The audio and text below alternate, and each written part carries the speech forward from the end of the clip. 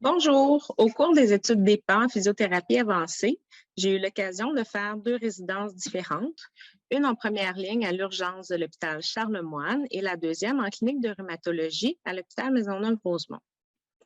L'expérience est très enrichissante du point de vue professionnel. Être physiothérapeute en contexte de pratique avancée est très motivant et stimulant. Ça permet de consolider les connaissances obtenues au cours des études.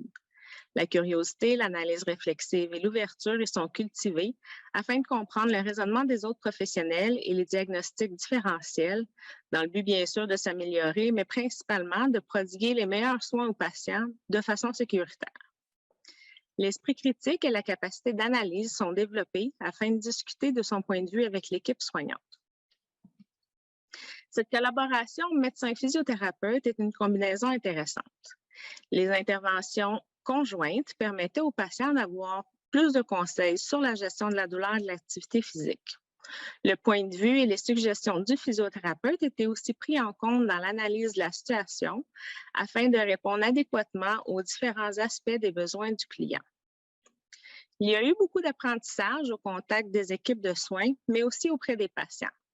La prise de décision partagée était au cœur des interventions, tant pour le choix de la médication, pour les investigations, que pour les programmes d'exercice.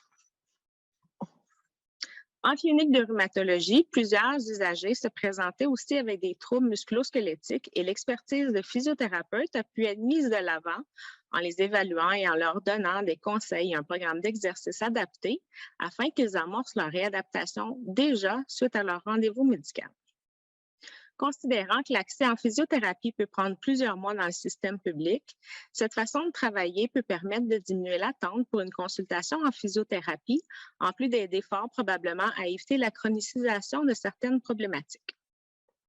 Le physiothérapeute en pratique avancée doit comprendre le système de santé et les trajectoires de soins afin de contribuer à son optimisation.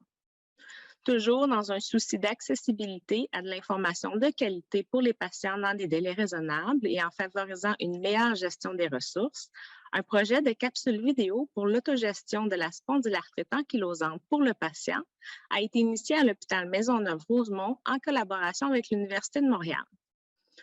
Plusieurs sites ou informations sur la maladie sont disponibles sur Internet, mais les recommandations pour les patients restent plutôt larges.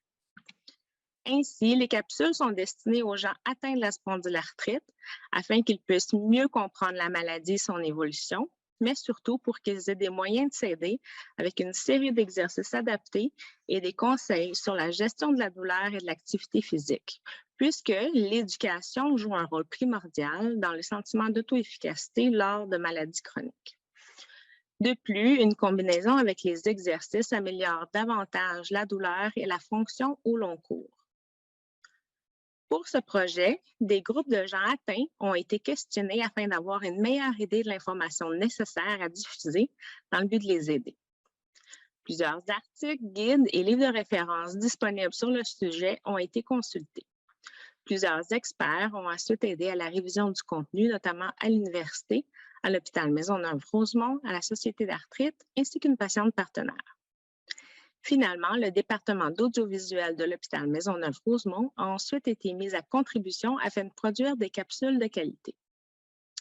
Le projet demeure en cours de finalisation, mais les capsules seront rendues disponibles le plus rapidement possible. C'est à ne pas manquer. Merci et à bientôt.